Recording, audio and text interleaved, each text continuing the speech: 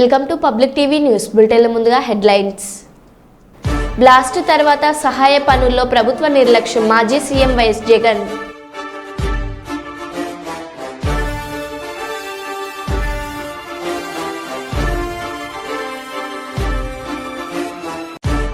Karnataka tetra ప్యాకెట్లను స్వాధీనపరుచుకున్న Adoni rural పోలీసులు.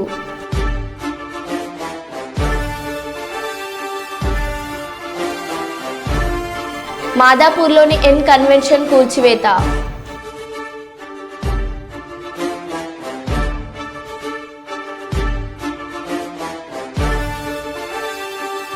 రేవంత్ స్వంత గ్రామం కొండారెడ్డిపల్లిలో 2 మహిళా జర్నలిస్టులపై గుండాల దాడి.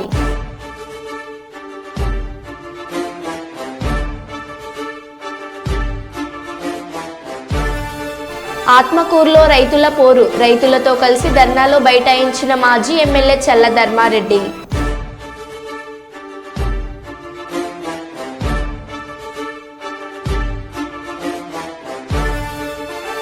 ఇక వివరాల్లోకి వెళ్తే, జనగామ జిల్లా లింగాల గణపురం మండలం పిఎస్లో station Ganapuram ACP Bhim Sharma, Raghunathapalli CI Srinivas Reddy ఆధ్వర్యంలో మీడియా సమావేశం నిర్వహించారు. అనంతరం ఏసీపీ భీమ్ శర్మ మాట్లాడుతూ, బుధవారం రోజు సాయంత్రం 7 గంటల ప్రాంతాన వడిచెర్ల గ్రామానికి చెందిన సాతెల్లి కార్తిక్ గంజాయి ప్యాకెట్లు కలిగి ఉన్నాడని సమాచారం మేరకు ఎస్ఐ బండి శ్రవణ్ కుమార్, హెడ్ కానిస్టేబుల్ శంకర్, కృష్ణ, నవీన్లు బయలుదేరి వడిచెర్ల గ్రామంలోని కార్తిక్ ఇంటి వద్దకు వెళ్లి కార్తిక్ని తనిఖీ చేయగా అతని వద్ద 75 గ్రాముల గంజాయి స్వాధీనం చేసుకొని అతనిపై కేసు నమోదు చేయడం జరిగిందని అన్నారు.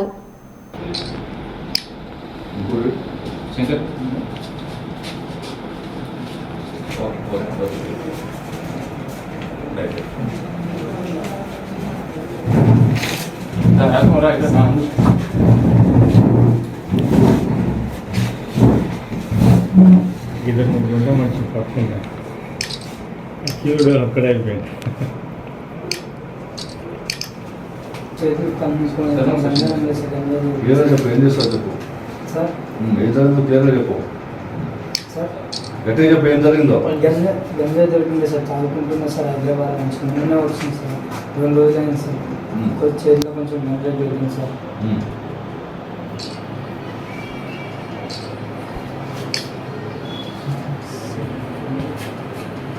మళ్ళీ రేపు తాగుతావా? మళ్ళీ లేదు సార్, మళ్ళీ అస్సలు లైఫ్లో తాగాలనిపిస్తే ఏం చేస్తావు? సార్ తాగాలనిపిస్తే అస్సలుకే తాగా సార్. అసలు తెలిసింది సార్. మీ ఫాదర్ ఏం పని చేస్తాడు? అందరినీ పట్టిస్తా సార్ నేనే. మీ ఫాదర్ ఏం పని చేస్తాడు? మేస్త్రి పని చేస్తా సార్. మేస్త్రి. ఎంత సంపాదిస్తాడు నెలకి? నెలకి 9,000 వస్తాయి సార్. నెలకి 9,000, రోజుకి 9,000? నెలకు 9,000 సార్. అమ్మ ఇళ్ళలో పని చేస్తా సార్. మరి వాళ్ళు ముసలితే ఎవరన్నా పెట్టాలా?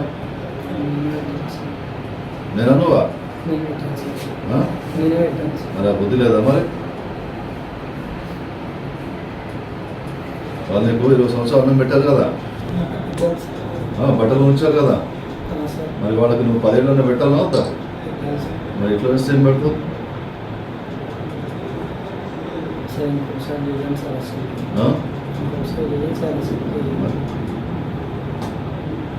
ఓకే. 10th క్లాస్ ఇంటర్మీడియట్ చదువుకున్న గ్రామీణ యువకులు వాళ్ళు చక్కగా ఇంటర్మీడియట్ వరకు చదువుకొని కొద్ది ఇంగ్లీష్ నేర్చుకొని మంచి పర్సనాలిటీ పెంచుకుంటే పోలీసులో కానీ, ఆర్మీలో కానీ, నేవీలో కానీ, ఎయిర్ ఫోర్స్లో కానీ చాలా చోట్ల చాలా తొందరగా తక్కువ ఏజ్లోనే ఉద్యోగాలు వస్తాయి, మంచి శాలరీతోనే వస్తాయి. కానీ దానికి కావాల్సింది స్ట్రాంగ్ మైండ్, స్ట్రాంగ్ బాడీ. ఇవి లేకపోతే స్ట్రాంగ్ మైండ్ ఉండాలి, స్ట్రాంగ్ బాడీ ఉండాలి. అట్లా ఉంటేనే అతి తక్కువ ఏజ్లోనే 22, 23, 24 సంవత్సరాల లోపలనే ఎటువంటి కష్టం లేకుండా మంచి ఉద్యోగం సంపాదించుకొని పేరెంట్స్ని కాపాడుకునే స్థితిలోకి రాగలుగుతారు.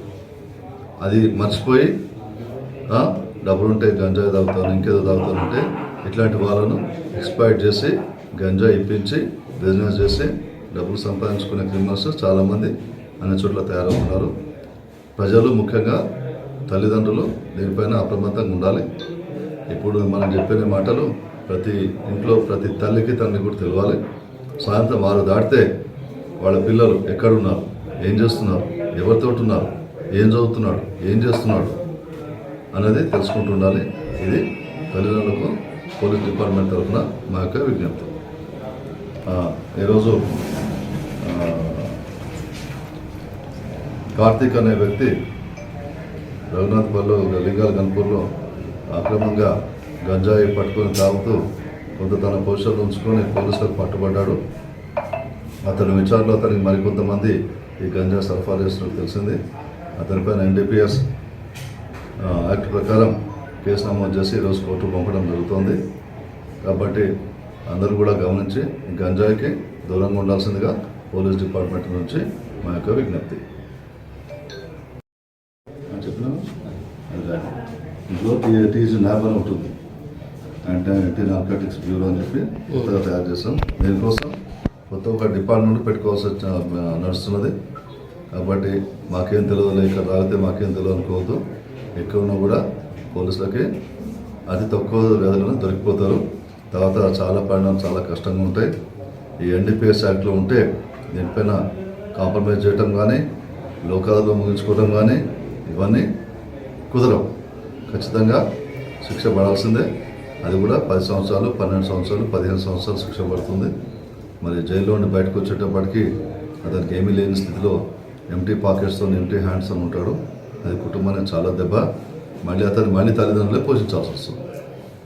ఇంత ప్రమాదం ఉంది కాబట్టి ప్రతి ఒక్క మనిషి, ప్రతి ఒక్క సిటిజన్ దీని గురించి తెలుసుకొని దీనికి ఎంత దూరంగా ఉంటే అంత మంచిది. థ్యాంక్స్. అని ఇప్పుడే చెప్పకండి. ఓకే. తదుపరి ఈ మిగతా బాధ్యులు కూడా ఇందులో అరేంజ్ చేయబడుతుంది. ఇంకా ఉంటుంది చాలా. ఒకటేనంటే మనం బయటకు వచ్చేటప్పుడు మనకి 100 రూపాయలు అవసరం అనుకుంటే 200 వరకు ఉంచుకోవచ్చు. 2000 ఉంచుకుంటే ఏమవుతుంది? ఫస్ట్ బెల్లం చుట్టూ గల్లా కొంతమంది ఫ్రెండ్స్ తయారు వేద్దాం. గవర్నమెంట్ హాస్పిటల్ SNCU విభాగం ఏజెన్సీలో అప్పుడే పుట్టిన బిడ్డ ప్రాణాపాయ స్థితిలో ఉండడంతో 80 రోజుల పాటు కార్పొరేట్ స్థాయిలో ఇక్కడి వైద్యులు, వైద్య సిబ్బంది మెరుగైన వైద్య సేవలు అందించి ఆ తల్లి కలలో ఆనందం నింపారు.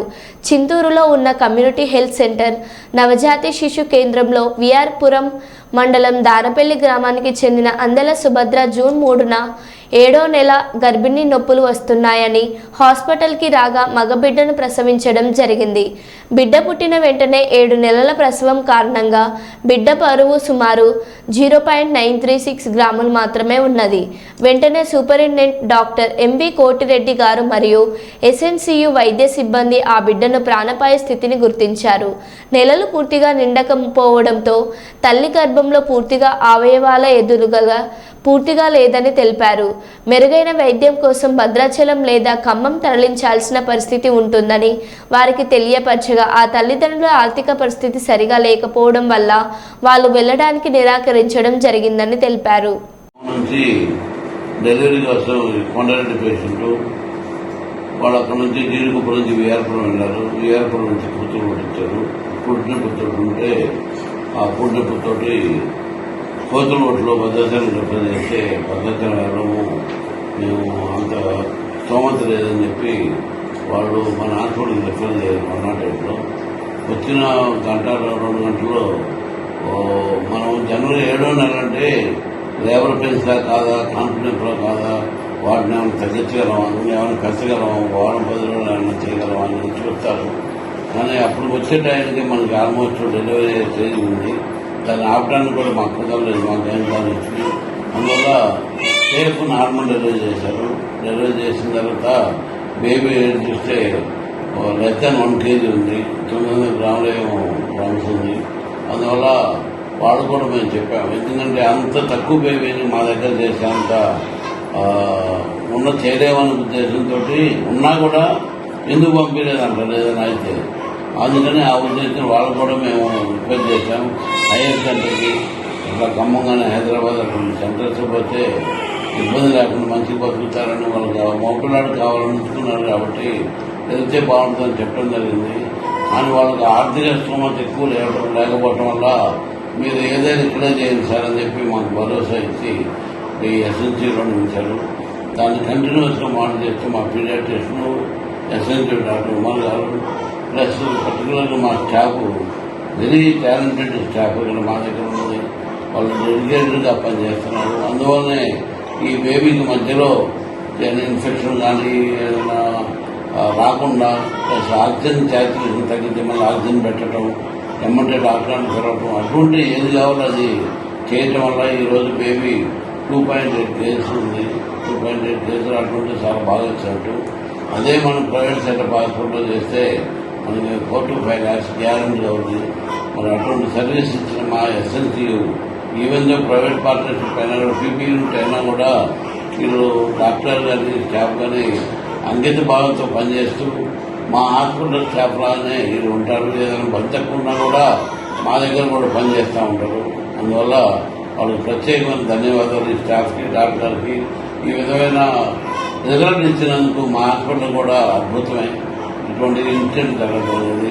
ప్రత్యేకంగా మా హర్షాకి పీడియాట్రిషియన్కి బాగా టాలెంటెడ్ కాబట్టి తన గైడెన్స్లో ఉమర్ స్టాఫ్ ఇది చాలా బాగా పనిచేసి దానికి కావాల్సినవి కూడా మనకి ఏం కావాలి మన దగ్గర అన్నీ కూడా ఎస్ఎన్సీ హెడ్ వాళ్ళు పంపించడం జరిగింది. వాటిని అనుకూలంగా మనము తగిన టైంలో బేబీకి ఇచ్చి మంచిగా చేయడం జరిగింది. దానివల్ల ఇప్పుడు బేబీ వాలంటీర్గా మిల్క్ తాగుతూ ఉంది, ఫుడ్ మిల్క్ తీసుకుంటా ఉంది, మదర్ దగ్గర ఉంటుంది. ఈవెన్ ఆక్సిజన్ ఏమి లేకుండా కూడా మనం చేయడం జరిగింది. బాగుంది. అందుకని ఈరోజు డిశ్చార్జ్ చేస్తున్నాం కాబట్టి ఈ బేబీని మంచిగా చేసి ఈ యూనిట్కి ప్రత్యేకంగా అభినందన చేయాలని మేము మీ అందరూ కూడా తెలియపరుస్తున్నాం. అట్లాగే మన సరౌండింగ్స్ పేషెంట్ అందరూ కూడా మనం ఏదో దూరం పోతే బాగుంటుందని చెప్పి కాకుండా మా దగ్గర కూడా బ్యాడ్ అయినవి ఉన్నాయి, లేవని కాదు. ఏదైనా ఛాన్స్ ఉంటే బతికించాలని ఛాన్స్ ఉంటుంది. ఈ సర్వీసెస్ని పక్కన ఉన్న మన 4 మండలాలు కూడా ఉపయోగించుకోవాలని కోరుకుంటూ పెద్దపల్లి జిల్లా గోదావరికని పట్టణంలో ప్రధాన చౌరస్తాలో ఇంటర్ డినామినేషన్ ఫాస్టర్ ఫెలోషిప్ ఆధ్వర్యంలో శాంతి ర్యాలీ నిర్వహించారు. రామగుండం పారిశ్రామిక ప్రాంతంలోని వివిధ ప్రార్థనా మందిరాలకు సంబంధించిన క్రిస్టియన్ సోదరుల పెద్ద ఎత్తున పట్టణంలో కొవ్వొత్తులతో ర్యాలీ నిర్వహించారు. ఇటీవల కాలంలో బంగ్లాదేశ్లో హిందువులపై దాడులు, కలకత్తాలో జూనియర్ డాక్టర్పై అత్యాచారం, హత్య, అలాగే క్రిస్టియన్స్ పాస్టర్పై జరుగుతున్న దాడులు నిరసిస్తూ నినాదాలు చేశారు.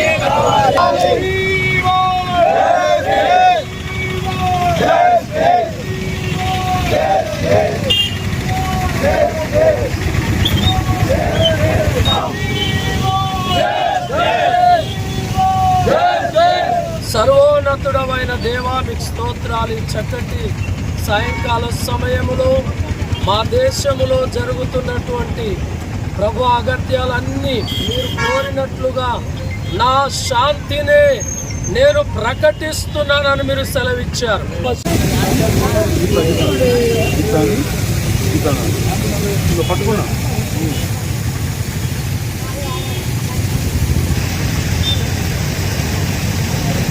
బంగ్లాదేశ్లో హిందూ సోదరులపై జరిగినటువంటి అమానుష్యమైనటువంటి దాడులను దైవజనముగా ఖండిస్తున్నాం.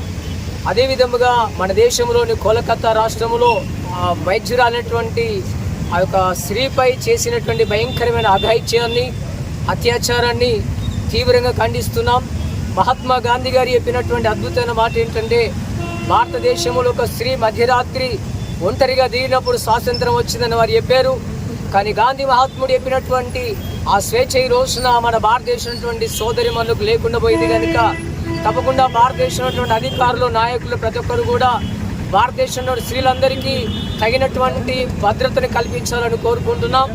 అదేవిధంగా ఈ యొక్క దేశంలో ఉన్నటువంటి మత గురువులుగా, దైవ సేవకులు ఉన్నటువంటి పాస్టర్ల మీద జరుగుతున్నటువంటి అఘాయిత్యాలు, అదేవిధముగా దేవుని ప్రజలపై జరుగుతున్నటువంటి అఘాయిత్యాలను తీవ్రంగా మేము ఖండిస్తున్నాం. మొన్నటి దినమున హైదరాబాదులో గాజుల రామారం అనే ప్రాంతంలో ఒక దైవ సేవకుని మీద తీవ్రంగా మత ఛాందస్వాదులు వారి మీద దాడి చేశారు. వారి మందిరములో వస్తువులను ఇబ్బంది చేసి నాశనం చేశారు. దానికి సమయమున వీటన్నిటి మేము ఈ పెద్దపల్లి జిల్లా పాస్ అసోసియేషన్ ఉన్నటువంటి దైవ సేవకులము, అదేవిధముగా విశ్వాసం ఉన్నటువంటి ఈ ప్రాంత ప్రజలముగా మేము దీన్ని తీవ్రంగా ఖండిస్తున్నాము. తగిన న్యాయాన్ని మాకు చేయాలని కూడా మేము ఆశిస్తూ ఉన్నాం. మైనార్టీస్ మీద జరుగుతున్న దాడులు, హిందూ సోదరుల మీద జరుగుతున్న దాడులను మేము ఖండిస్తున్నాం.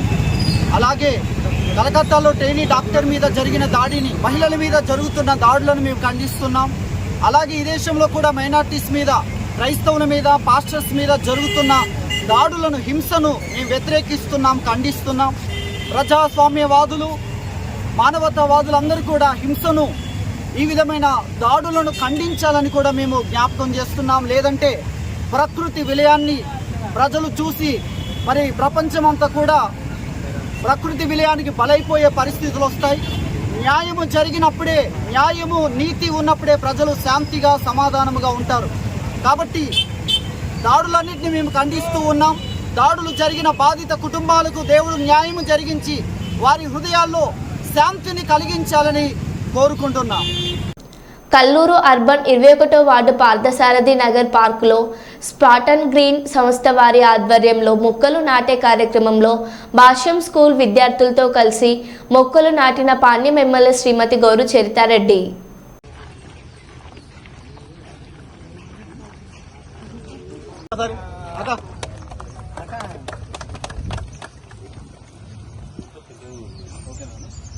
ఆ అమ్మాయి కనపడకుంది. ఓకే,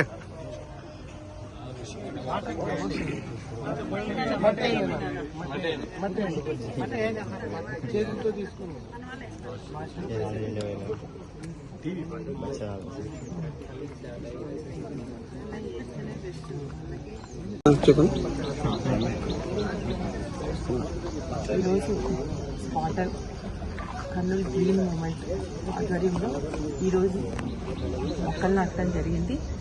వీళ్ళు అందరూ కలిసి అంటే 1,00,000 మొక్కలు నాటాలి అన్న టార్గెట్తో ఈ కార్యక్రమానికి ఏర్పాటు చేసుకోవడం జరిగింది. ముఖ్యంగా వృక్షో రక్షతి రక్షితః అని అన్నాము. దానికి తోడు మనకందరికీ తెలుసు పచ్చని చెట్లు ప్రగతికి మెట్లు అని. దానితో భాగంగానే ఎక్కడైనా మనము స్కూల్స్లో కానీ, కాలేజ్లో కానీ, ఆఫీసులలో కానీ చెట్లు నాటితే మనకి ఎంతో మంచిది. ఎందుకంటే మన నుంచి పోయే కార్బన్ డైఆక్సైడ్ పోయి మనము మంచి చెట్ల వల్లనే మనం ఆక్సిజన్ను పొందగలుగుతూ ఉన్నాము. కాబట్టి దీన్ని బాగా ప్రజల్లోకి తీసుకుపోవాల్సిన అవసరం ఎంతైనా ఉంది. చెట్లు నాటడమే కాదు, వాటిని సంరక్షించుకునే బాధ్యత కూడా తీసుకోవాలని కూడా నేను కోరుతా ఉన్నా. ప్రతి ఒక్కరూ తల్లి పేరిట, అమ్మ పేరిట కానీ, అలాగే బర్త్డేస్లో కానీ, రామ్ పేరిట కానీ ఒక చెట్లు నాటుకొని దాన్ని సంరక్షించే బాధ్యత కూడా తీసుకోవాలి. ముఖ్యంగా ఈరోజు మేము పిల్లలతో చెట్లు నాటించడం జరిగింది. ఎందుకంటే పిల్లలకి చిన్నప్పటి నుంచే చెట్ల క్రమశిక్షణ ఉంటుంది. అలాగే చిన్న పిల్లలకి ఒక చెట్టు నాటితే దాన్ని సంరక్షించే బాధ్యత కూడా వాళ్ళకి అప్పచెప్తే ఇది మంచి అలవాటు. కాబట్టి వీళ్ళని కూడా దీంట్లో ఇన్వాల్వ్ చేయడం జరిగింది. కాబట్టి ముఖ్యంగా స్కూల్స్, కాలేజెస్, యూనివర్సిటీస్ అందరి భాగస్వామ్యంతో నేను 1,00,000 మొక్కలు నాటాలన్న ధ్యేయంతో ముందుకు వెళ్తాను. కాబట్టి దీనికి అందరూ సహకరించవలసిందిగా నేను అందరినీ, కర్నూలు ప్రజలందరినీ కోరుతా ఉన్నాను. సంగారెడ్డి స్థానిక తహసీల్దార్ కార్యాలయంలో నిర్వహించిన రైతు రుణమాఫీ నిరసన కార్యక్రమంలో పాల్గొన్న జిల్లా బీఆర్ఎస్ అధ్యక్షులు చింత ప్రభాకర్ మాట్లాడుతూ, ముఖ్యమంత్రి రేవంత్ రెడ్డి తెలంగాణ రైతులను మోసం చేశాడు. రైతులను నట్టేట ముంచే ఆలోచనలతో 2 లక్షల రుణమాఫీని తూతూ మంత్రంగా చేసి చేతులతో దులుపుకున్నారు. కాంగ్రెస్ ప్రభుత్వం ఇచ్చిన 6 గ్యారంటీలను అమలు చేయాలని ప్రజలు ఎదురుచూస్తూ ఉన్నారు. ఇచ్చిన హామీలన్నిటినీ అమలు చేసేదాకా ప్రజలందరి తరపున రైతుల పక్షాన ఉండి బీఆర్ఎస్ పార్టీ మద్దతుగా ఉండే కాంగ్రెస్ ప్రభుత్వంపై ఒత్తిడి తెస్తామన్నారు.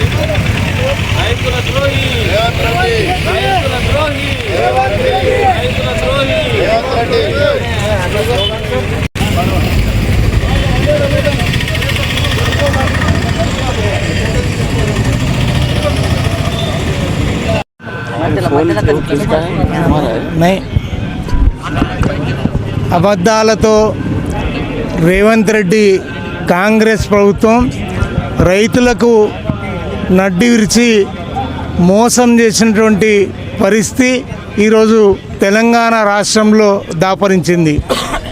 రైతేడిసిన రాజ్యం, ఎద్దెడిసిన యోసం, ఇవి రెండు పారముట్టాయని చెప్పి పెద్దల నానుడి. ఈరోజు రైతులకు నట్టేట ముంచే ఆలోచనతో 2 లక్షల రుణమాఫీ ఎవ్వరికి ఏమీ చేయకుండానే తూతు మంత్రంగా చేతులు దులిపి మొత్తం అంతా అయిపోయింది అని తుమ్మల నాగేశ్వరరావు గారు వ్యవసాయ శాఖ మంత్రి వారు చెప్తారు. 2 లక్షల రుణమాఫీ మొత్తం అయిందని చెప్తున్నటువంటి తుమ్మల మరి వారిది నిజమా? మరి ఉత్తమ్ ఈరోజు టెక్నికల్గా సాంకేతిక పొరపాట్ల వల్ల మొత్తం అందరికీ ఇవ్వలేకపోతున్నాం అని చెప్పి ఉత్తమ్ కుమార్ రెడ్డి గారు చెప్తున్నారు. మరి అదే రకంగా శ్రీనివాసరెడ్డి ఆయనైతే ఇంకా 12,500 రూపాయలు వేయాల్సిన అవసరం ఉంది. 12,000 కోట్లు వేస్తే మొత్తం అందరికీ మరి చేరుతుందని చెప్పి వారు చెప్పడం జరుగుతూ ఉంది. మరి అదే రకంగా బట్టి కూడా ఈరోజు ఆర్థిక శాఖ మంత్రులు ఆయన 7,500 కోట్ల రూపాయలు మాత్రమే ఈరోజు వేసినామని చెప్పడం ఇది విడ్డూరంగా ఉంది. ఈరోజు మంత్రుల మధ్యన సఖ్యత లేదు, ఏం మాట్లాడుతున్నారో వాళ్ళకే తెలియదు. మరి అదే రకంగా మరి మొదటైతే 49,000 కోట్లు మరి రైతులకు చెల్లిస్తామని చెప్పి రేవంత్ రెడ్డి చాలా సభల్లో చెప్పిండు. మరి ఆ తర్వాత 40,000 కోట్లు మేము కడుపు కట్టుకొని 1 సంవత్సరం కష్టపడితే అందరికీ ఇవ్వచ్చు అని చెప్పి ఆయన్ని చెప్పిండు. మరి ఆ తదుపరి 31,000 కోట్లు మంత్రివర్గ సమావేశంలో మరి నిర్ణయించి ఈ రైతులకు సత్వరంగా ఇస్తామని చెప్పిండ్రు. బడ్జెట్లో పెట్టింది మాత్రం 26,000 కోట్లు. మరి రైతులకు ఇచ్చింది మాత్రం ఇస్తామన్నది మాత్రం చేస్తున్నది 17,000 కోట్లు మాత్రమే. అంటే వాళ్ళకి ఎక్కడ పొంతన లేదు. కానీ రైతులు ఈరోజు కళ్ళుల్లో ఒత్తులేసుకొని ఎప్పుడు ఇస్తారని ఎదురుస్తూ ఉన్నారు. దానికి రకరకాల ఆంక్షలు, ఐటీ ఉన్న రైతులకి ఇవ్వం, ప్రభుత్వ ఉద్యోగి అయితే ఇవ్వం, రిటైర్మెంట్ ఉద్యోగస్తుడైతే ఇవ్వం. మరి ఈ రకంగా ఆంక్షలు పెట్టి ఏకనామం పెట్టి పావుల శాతం మాత్రమే రైతులకి ఈరోజు రుణమాఫీ ఇస్తున్నటువంటి పరిస్థితి. ఈరోజు 6 గ్యారంటీలైనా ఇచ్చిన ప్రతి హామీ అయినా ఈరోజు ప్రజలందరూ కూడా ఎదురు చూస్తూ ఉన్నారు. ఈరోజు ప్రజలకు ఇచ్చినటువంటి వాగ్దానాలు, అలవి కానటువంటి వాగ్దానాలన్నీ కూడా నెరవేర్చాలని ప్రజలు కోరుకుంటా ఉన్నారు. మరి ప్రజల పక్షాన బీఆర్ఎస్ పార్టీ కేసీఆర్ గారి నాయకత్వంలో, ఈరోజు కేటీఆర్ గారి నాయకత్వంలో ప్రజల పక్షాన, రైతుల పక్షాన మేము వాళ్ళంటూ ఉండి పోరాడతాం. అవన్నీ ఇచ్చి నెరవేరే వరకు మేము ప్రజల పక్షాన ఈరోజు ప్రభుత్వం మీద ఒత్తిడి తెస్తాం. జై తెలంగాణ. హైదరాబాద్ మాదాపూర్లోని ఎన్ కన్వెన్షన్ హాల్ కూల్చివేత ప్రారంభం. హీరో నాగార్జునకు చెందిన ఎన్ కన్వెన్షన్ హాల్ను కూల్చివేస్తున్న అధికారులు. తుమ్మిడి హడ్డీ చెరువును కబ్జా చేసి నిర్మించారని ఆరోపణలు. 3.5 ఎకరాల స్థలాన్ని కబ్జా చేసి కన్వెన్షన్ నిర్మించారని హైడ్రాకు ఫిర్యాదు.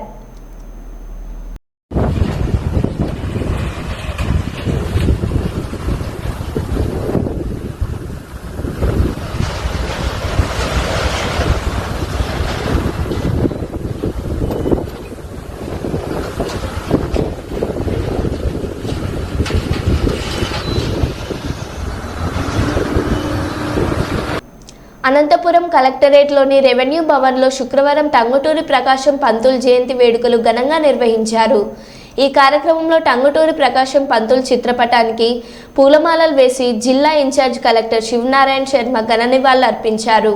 ఈ సందర్భంగా జిల్లా ఇన్ఛార్జ్ కలెక్టర్ మాట్లాడుతూ ఒక మారుమూల గ్రామం నుండి చదువుకొని న్యాయవాది వృత్తి చేపట్టి అనంతరం స్వరాజ్యం అనే దినపత్రిక తెలుగు తమిళ సంచికాలలో ప్రజలకు సమాచారాన్ని చేరవేసేందుకు కృషి చేసి మద్రాసులో సైమన్ కమిషన్ బహిష్కరణ ఉద్యమంలో పాల్గొని తుపాకీ గుండుకు తన గుండెను ఎదురొడ్డి స్వేచ్ఛ స్వాతంత్రాల కోసం గర్జించి జగతిని జాగృతం చేసి యువతలో స్వాతంత్ర ఉద్యమకాంక్షను రగిలించిన త్యాగధనుల ఆంధ్ర కేసరి అనే బిరుదునిచ్చి గౌరవించిన శ్రీ టంగుటూరి ప్రకాశం పంతులు గారి జయంతి జరుపుకోవడం గర్వించదగ్గ విషయం అన్నారు.